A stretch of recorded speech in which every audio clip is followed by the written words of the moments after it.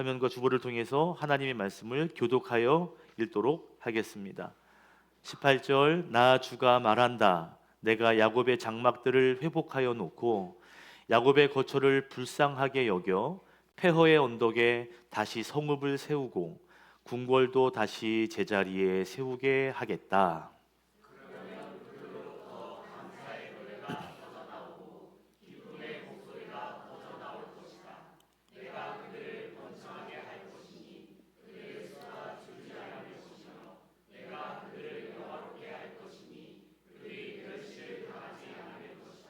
그 자손이 옛날과 같이 회복되고 그 회중이 나의 앞에서 굳건해질 것이다. 그를 억압하는 모든 사람을 내가 벌하겠다.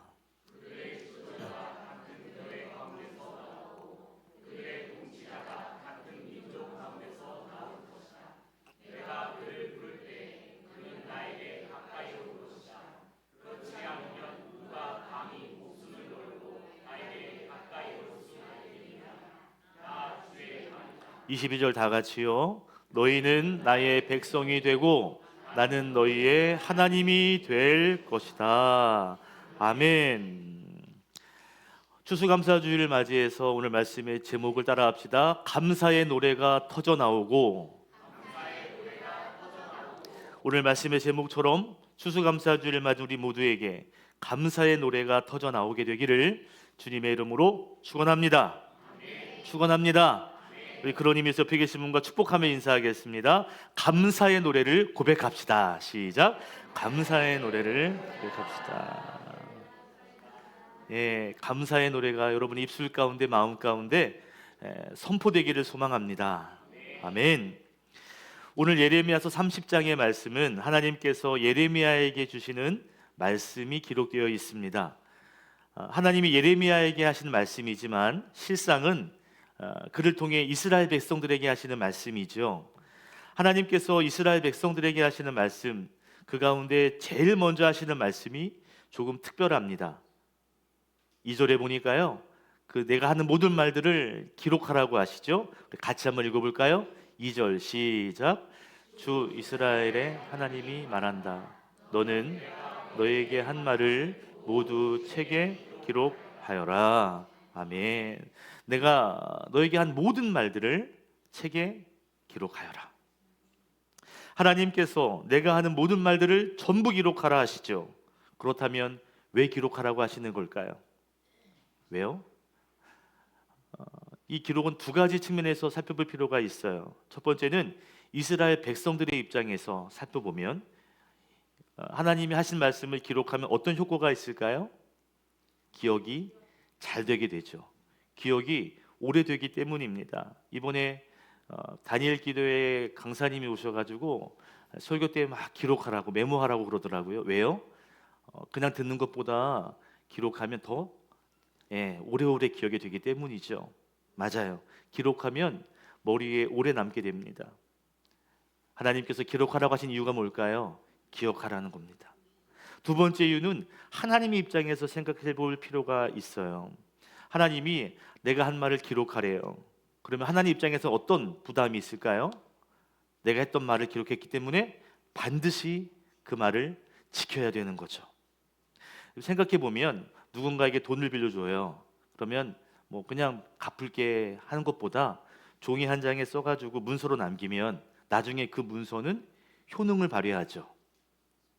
하나님께서 내가 한 말을 기록하라 하셨다는 것은 내가 한 말은 반드시 어떻게 하겠다? 지키겠다, 이루신다 라는 약속입니다. 하나님은 내가 하는 말들을 잘 기억하고 그리고 똑똑히 지켜봐라. 내가 말한 것이 그대로 되는지 안 되는지, 내가 한 말이 정말 이루어지는지 안 이루어지는지 봐라. 나는 내가 한 말을 반드시 지킨다 라는 것을 하나님 약속해 주시는 거죠. 저는 모두 기록하라, 모두 기록하라 라고 하는 말에서 하나님의 이 포부와 하나님의 넘치는 자신감이 느껴집니다. 내가 하는지 아닌지 보라고, 내가 한다고 말씀하시는 거죠. 자, 그렇다면 하나님이 기록하라는 이 말씀은 그 내용은 무엇일까요? 그 말씀의 핵심을 18절과 20절에서 한 단어로 소개할 수 있는데 바로 회복입니다. 우리 18절, 20절 함께 읽겠습니다. 시작. 나 주가 말한다. 내가 야곱의 장막들을 회복하여 놓고 야곱의 거처를 불쌍하게 여겨 폐허의 언덕에 다시 성읍들을 세우고 20절 그 자손이 옛날과 같이 회복되고 그 회중이 나의 앞에서 굳건해질 것이다. 그를 억압하는 모든 사람을 내가 벌하겠다. 아멘. 18절에서 보면 회복하여 놓고 그리고 20절에도 회복이 되고 라고 말씀하시죠. 하나님께서 예레미야와 이스라엘 백성들에게 회복을 약속하시는 거죠. 그러면서 말씀하시는 거예요. 기록해라. 회복이 되는지 안 되는지 지켜봐라 말씀하시는 거죠. 저는 이 회복에 대한 말씀을 묵상하다가 두 가지 회복의 의미가 있겠다라고 생각했습니다. 첫 번째 회복의 의미는 뭘까요? 심판 이후의 회복입니다. 심판 이후 삶을 회복하겠다는 것이죠. 우리가 읽은 새 번역 성경에서는 회복이라는 단어로 번역이 됐는데요. 원래 히브리어 단어의 의미는 뭐냐면 다시 세우다 라는 뜻입니다. 다시 세운다. 여러분 그냥 세우는 게 아니라 다시 세우는 거예요. 그럼 전제가 있죠. 앞에 뭐가 무너졌거나 쓰러졌거나 폐허가 됐거나 앞에 망함이 있어야 패배가 있어야 다시 세워질 거 아니에요? 그죠? 그러니까 다시 세운다는 것은 앞에 무너짐과 파괴됨이 있었기 때문에 그것을 다시 회복시킨다라는 거죠. 즉 하나님의 심판 이후에 주어지는 회복입니다. 예레미야 30장은 바벨론에 의해 나라가 망하고 이스라엘 백성들이 포로로 끌려가 있을 때 그때를 배경으로 하고 있습니다. 이스라엘 백성들은 하나님을 떠난 삶을 살았어요. 우상 숭배 그리고 불순종으로 살았습니다. 하나님께서 바벨론을 통해 이스라엘 백성들을 심판하신 거죠. 전쟁에 패배하게 되었고 수많은 사람들이 포로로 끌려가게 되었습니다. 이런 심판의 시간이 멈춰지지 않고 계속 흘러가고 있는 상황인데 하나님 말씀하시는 거예요. 무엇을 말씀하셔요? 기록해라. 내가 회복을 줄 것이다. 회복을 줄 거야. 다시 일으켜 세울 거야. 라고 말씀하시는 거예요. 3절의 말씀 읽겠습니다. 시작. 나 주의 말이다. 보아라. 반드시 그때가 올 터이니 그때가 되면 내가 포로로 잡혀간 나의 백성을 다시 이스라엘과 유다로 데려오겠다. 나 주가 말한다. 내가 그들에게 조상에게 준 땅으로 그들을 돌아오게 하여 그들이 그 땅을 차지하게 하겠다. 아멘. 지금은 포로로 끌려갔지만 다시 돌아오게 하겠다는 것입니다. 그 땅을 차지하게 하겠다는 것입니다. 심판이 있었지만 패배가 있었지만 하나님은 새로운 삶의 회복으로 인도하시겠다고 약속하시는 겁니다. 반드시 이행할 것이기 때문에 나의 말들을 전부 기록해라 말씀하시는 겁니다. 땅으로 돌아올 것이다. 그리고 그 땅에서 굳건해질 것이다. 그리고 오히려 너희를 억압했던 그들을 내가 벌하겠다. 기가 막힌 약속을 하시는 거예요. 저는 이 삶의 회복이 여러분의 삶에도 일어나기를 축복합니다. 무너진 영역이 있다면 하나님이 회복시켜 주시는 놀라운 회복의 은혜가 있기를 주의 이름으로 축원드립니다. 두 번째 회복의 의미가 있습니다. 이게 중요한 것 같아요. 두 번째 회복은 관계 회복이죠. 다른 말로 하면 신앙의 회복입니다. 22절을 함께 읽어볼까요? 시작.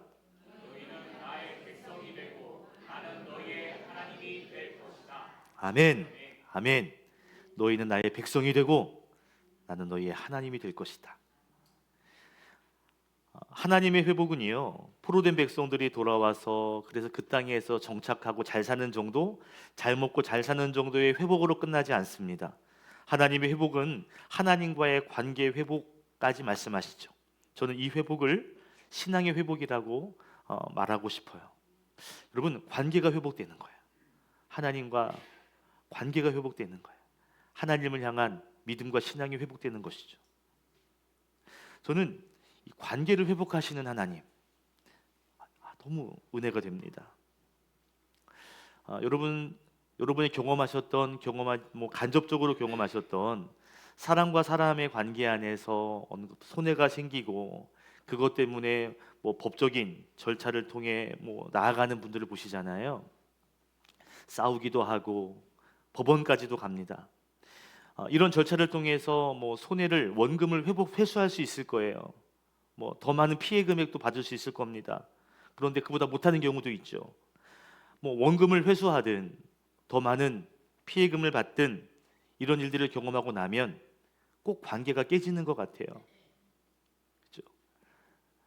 정말 친했던 사람인데, 정말 의지했던 사람인데 하루아침에 왼수가 되죠. 흙탕물 싸움을 벌이고 나면 평생 원수가 됩니다. 그런데 하나님 말씀하시는 겁니다. 환경의 회복, 삶의 회복을 넘어 내가 너와의 깨어지는 관계를 회복할 거야. 너무 좋은 하나님 아니에요? 너무 은혜가 되는 거 아닙니까? 여러분에게 조금만 피해 입혀 보세요. 여러분에게 싫은 말 한 사람 쳐다보기도 싫은데,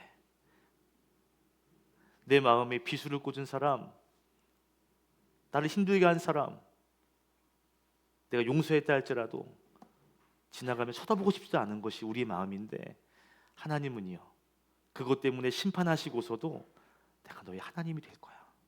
넌 내 백성이 될 거야. 우리의 관계는 회복될 거야. 내가 너를 끝까지 사랑할 거야. 하나님 말씀하시는 거죠.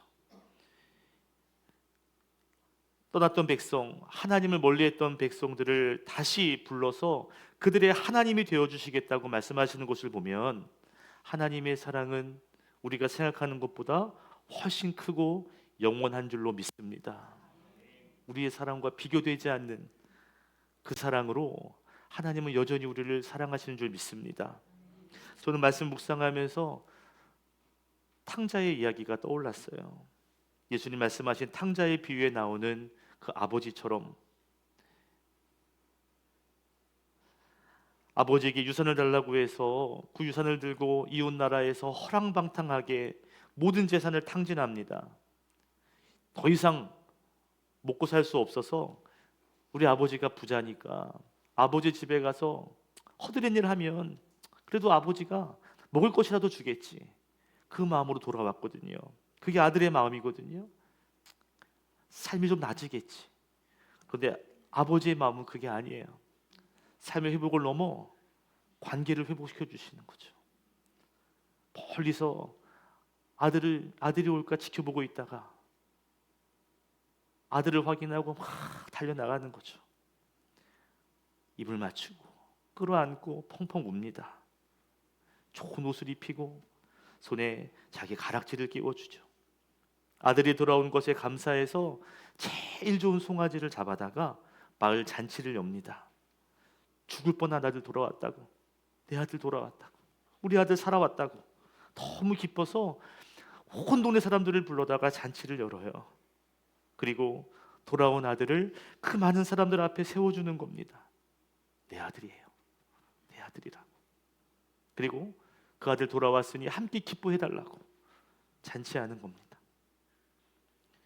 여러분, 하나님의 사랑은 우리가 생각하는 사랑보다 훨씬 크신 줄 믿습니다. 하나님의 회복은 이런 회복까지 나아가는 거예요.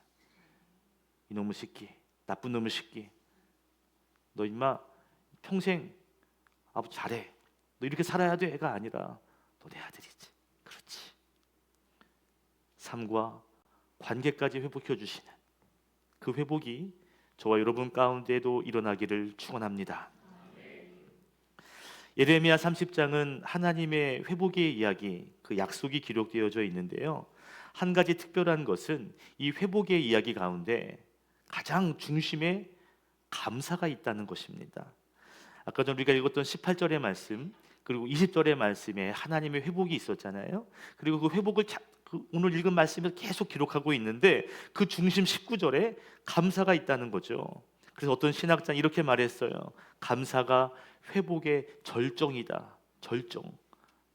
우리 19절 말씀 읽겠습니다. 시작. 그러면 그들로부터 감사의 노래가 터져 나오고 기쁨의 목소리가 퍼져 나올 것이다. 내가 그들을 번창하게 할 것이니 그들의 수가 줄지 않을 것이며 내가 그들을 영화롭게 할 것이니 그들이 멸시를 당하지 않을 것이다. 아멘. 하나님께서 이스라엘 백성들에게 회복을 약속하십니다. 그럼 너희가 이 회복을 통해 감사하게 될 거야. 하나님 말씀하시는 거죠. 근데 여러분, 하나님 아까 뭐라고 말씀하셨어요? 예레미야에게 내가 하는 모든 말들을 기록해라 했잖아요. 그러면 감사하게 될 것이다 라는 말도 기록해야 되는 거죠. 모두 기록하라고 하셨으니까요. 그러니까 우리가 감사해야 되는 거구나 라는 것을 많은 사람들이 기록해야 되고 고백하게 되는 것이죠. 제가 예레미야서 30장에 제목을 하나 붙여봤어요. 제가 붙인 거예요. 타이틀을 붙였는데 이렇게 붙여봤어요. 따라 합시다. 회복의 계약서. 무슨 계약서? 계약서. 회복의 계약서. 여러분, 사람들은 중요한 약속을 지키기 위해서 뭘 작성해요? 계약서를 작성합니다. 계약서는 약속의 내용을 명확하게 하죠. 그리고 신뢰를 보증합니다. 그리고 결과를 보장합니다. 하나님은 포로된 백성에게 지금 회복을 약속하시면서 야, 계약서 쓰자 하시는 거죠. 그러면서 계약서에 아주 구체적으로 쓰시는 거예요. 내가 이렇게 할 거야. 내가 이렇게 할 거야. 내가 이렇게 너희를 돌이킬 것이고 돌아오게 할 것이고 굳건하게 할 것이고 잘 되게 할 거야. 알았지? 알았지? 이렇게 약속하신 거예요. 계약서를 쓰신 거예요. 자, 하나님은 이렇게 계약서 쓰시고 그리고 자기의 이름을 계약서에 서명하셨습니다. 여러분, 계약서에는 반드시 마지막에 뭐가 들어가요? 당사자의 서명이 들어가요. 그렇게 서명해야 계약서가 완성이 됩니다. 하나님은 자신의 이름으로 그 계약서에 서명하셨어요. 자, 그렇다면 하나님이 준비하신 이 회복의 계약서에 우리의 서명은 뭐냐는 거죠. 우리의 서명. 그것은 아까 전에 회복의 중심에 있는 감사입니다. 오늘 핵심 메시지인데요. 여러분 적어보세요. 회복의 계약서에 우리는 감사로 서명해야 한다. 감사해야 한다는 것입니다. 하나님의 약속 앞에 우리는 감사로 반응해야 한다는 것이죠. 오늘 감사가 넘치시기를 바랍니다. 감사의 노래가 터져 나오기를 바랍니다. 오늘 오후 예배에 감사가 터져 나올 거예요.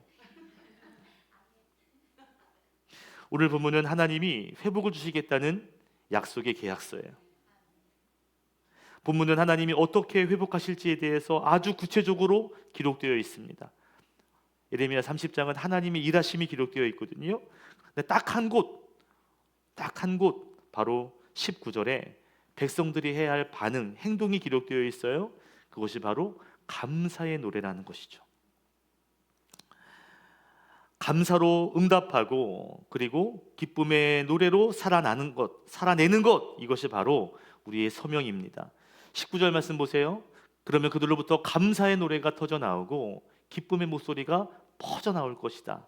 공동번역 성경에서는 찬양 소리가 울려 나오고 웃음 소리가 번져나리라 라고 하였습니다. 하나님이 준비하신 이 회복의 계약서에 우리가 서명해야 되는데요. 그것은 감사와 찬양인 줄로 믿습니다. 우리의 삶 가운데 예배 가운데로 감사의 찬양이 끝나는 것이 아니라 삶 가운데 감사의 고백이 기쁨의 노래가 가득 울려 퍼지기를 축복합니다. 근데 우리의 문제가 있어요. 아는데 우리의 감사가 줄어들고 있다는 것이 문제입니다. 감사해야 되는 걸 아는데 감사를 많이 고백하지 않고 있다는 것이 문제예요. 우리나라의 문제는 안보의 문제, 경제적 문제, 도덕적 문제, 이런 것이 가장 큰 위기가 아닙니다. 진짜 위기는 뭐예요? 감사의 상실이 위기예요. 감사가 실종되고 있다는 것입니다. 요즘 많은 사람들을 만나거든요. 그런데 특징이 있더라고요. 불평이 많고 서운함이 많고 염려가 많고 걱정이 많고 탓하는 게 많더라고요. 식당을 어떤 운영하시는 집사님에게 얘기를 들었는데 불평하는 사람들이 그렇게 많다는 거예요. 정치인을 비판하고 세상을 불평하고 너무 많다는 것이죠. 연말이 되면 예민해지는 것 같습니다. 11월, 12월이 되면 불안해지는 것 같습니다. 그래서 우리의 마음에 감사는 식어지고 불평이 많아지는 것 같아요. 세상만 그렇습니까? 아니요. 예수를 믿는 그리스도인들에게도 감사를 상실하고 사는 모습들이 너무 많이 나타난다는 것입니다. 왜 이렇게 섭섭해지는지, 왜 이렇게 서운해지는지. 여러분, 그런 마음이 훅 일어날지라도 하나님을 향한 감사로 그것들을 극복하시기를 바랍니다. 제가 이번에 다니엘 기도회를 참석하면서 시간마다 하나님께서 여러 가지를 묵상하게 하셨어요. 그러면서 제가 공통적인 것을 발견했습니다. 그것이 뭐냐면 나의 감사가 굉장히 얇구나 라는 생각이 들었어요. 제 개인적으로 강사님들을 보면서 저런 삶을 살면서도 하나님을 경험하고 하나님과 동행하고 하나님을 신뢰하고 살아가는데 보여지는 작은 것들 보면서 조금만 좋으면 막 감사했다가 조금 안 좋아지면 시무룩했다가 너무 깊이가 얇았구나 그런 생각했어요. 그러면서 돌아보니 환경적인 감사에 너무 집중하고 있구나.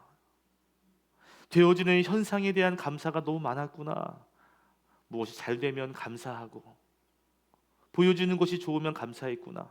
이런 생각이 들었습니다. 오늘 말씀에 빗대어 생각해 보면 우리의 삶을 회복시켜 주신 것에도 감사하지만 우리를 죄에서 구원하시고 용서하시고 하나님의 백성 되게 하시고 나의 하나님이 되어 주시는 것, 하나님을 아버지라 고백할 수 있게 하시는 이 모든 은혜가 정말 큰 감사인데, 그런데 조금 나아지면 감사했다가 조금 안 좋으면 감사하지 못했다가 장미꽃이 피면 감사했다가 가시에 찔리면 감사하지 못했다가 이게 내 감사의 수준이구나 이런 생각이 들더라고요. 여러분, 오늘 하나님과의 관계를 생각하며 하나님의 은혜를 생각하며 더 많은 감사를 고백할 수 있는 여러분 되시기를 축복합니다. 저는 이런 생각이 들었어요. 우리 교회 성도님들이 감사가 체질이 되면 좋겠다. 집사님 부르면 목사님 감사해요 이렇게 감사가 그냥 입에 툭툭 나왔으면 좋겠다. 감사의 깊이가 있으면 좋겠다.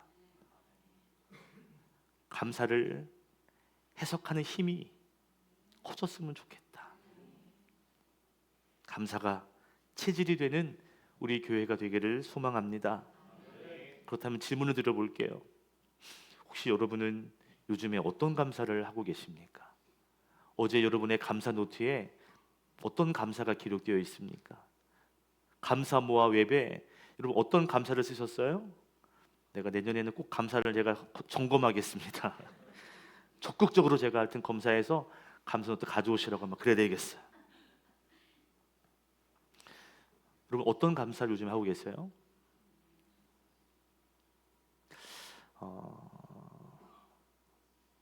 감사의 사람 한 사람을 소개하려고 합니다. 여러분 여자분들은 아실 것 같은데요, 프랑스 패션 잡지 엘르라고 하는 잡지가 있어요. 들어보셨죠? 여자 모델 이렇게 나오고 엘르 써 있어요. 그죠? 예, 유명한 잡지입니다. 이 편집장으로 있었던 장 도미니크 보비라고 하는 사람이 있습니다. 프랑스 사람이죠. 여러분 프랑스가 패션의 선두주자 아니에요? 거기에서 패션 잡지를 거기에 편집장을 한다. 이건 대단한 사람이죠. 성공한 사람입니다. 잘생겼죠? 1952년생입니다. 그런데 그가 42살이 되던 해 1995년에 운전을 하다가 갑작스럽게 뇌출혈로 쓰러지게 돼요. 결국 그는 정신은 온전한데 몸을 움직일 수 없는 그런 상태가 되고 말았습니다. 하루아침에 잘 나가던 프랑스 최고의 편집장 하루아침에 누워있게 됐어요. 유일하게 움직일 수 있는 곳이 하나가 있는데 왼쪽 눈꺼풀이라 그래요. 두 눈도 아니고 한쪽 눈꺼풀만 자기 의지대로 움직일 수가 있었습니다. 그런데 여러분 놀랍죠? 옆에 사진에 보면 누가 쓰고 있잖아요. 뭘 쓰고 있는지 아세요? 그 사람이 말하고 있는 걸 받아 적는 거예요. 어떻게 하냐면 왼쪽 눈을 깜빡깜빡거리는 횟수로 알파벳과 이렇게 연결해서 깜빡깜빡하면 A, 이렇게 깜빡깜빡하면 B, 이래가지고 단어를 만들고 글을 만들고 책을 썼어요. 그 책이 유명한 잠수종과 나비라는 책입니다. The Drying Bell and the Butterfly.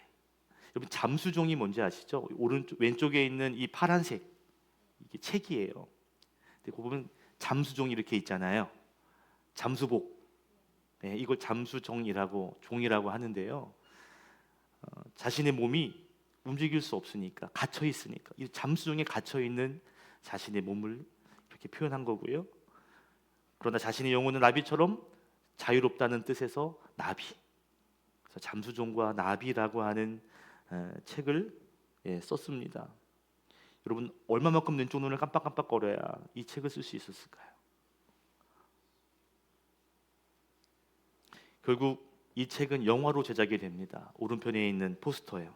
2007년에 이 영화가 제작이 되어서 칸 영화제에서 최우수 감독상을 받게 되었어요. 즉, 이 실화를 바탕으로 만든 영화입니다. 이 영화의 주인공이 한 말이 굉장히 울림이 됐어요. 이렇게 고백하더라고요. 같이 고백합시다. 시작. 흘러내리는 침을 삼킬 수 있다면 세상에서 가장 행복한 사람이다.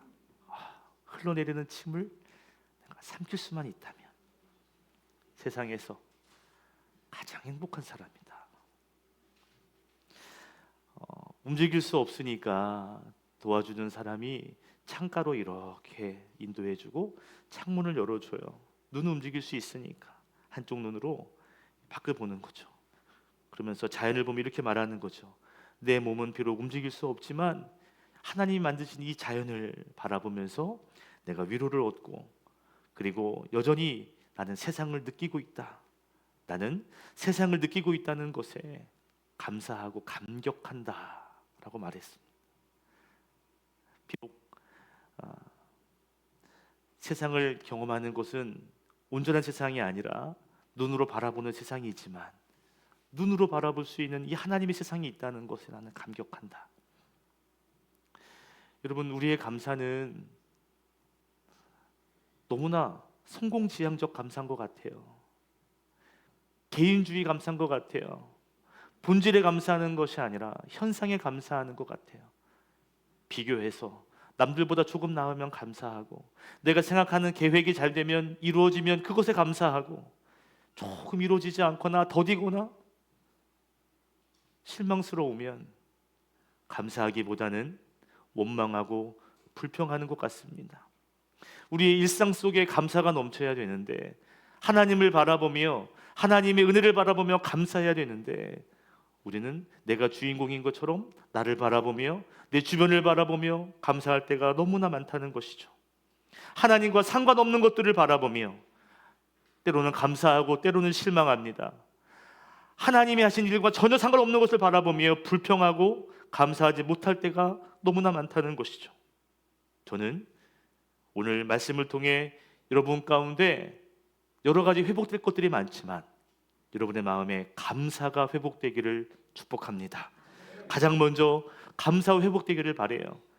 삶을 바라보는 관점이 회복되고 하나님을 바라보는 여러분의 신앙이 회복되기를 바랍니다. 하나님께서 여전히 어려운 환경 가운데 있지만 하나님 약속하고 계시죠. 내가 회복을 준비하고 있다. 나는 회복을 시작하고 있다. 여러분 우리의 삶 가운데 하나님의 회복의 이야기가 진행 중인 줄로 믿습니다. 중요한 것은 하나님께서 우리의 삶만 회복하시는 것이 아니라 우리의 관계도 회복하고 계시는 줄 믿습니다. 여러분의 입술을 통해 감사의 노래가 터져나가기를 축복합니다. 감사의 기쁨의 웃음소리가 울려 퍼지기를 축복합니다. 그래서 오늘 추수감사주일에 감사가 우리 교회에 가득 울려 퍼지기를 여러분의 삶에도 감사가 늘 고백되기를 주님의 이름으로 축원드립니다. 기도하겠습니다. 하나님, 우리의 삶에 회복의 은혜를 주시니 감사합니다. 감사를 잃어버린 우리의 마음을 새롭게 하시고 다시금 감사의 노래로 나아가게 하옵소서. 예수님의 이름으로 기도드립니다. 아멘.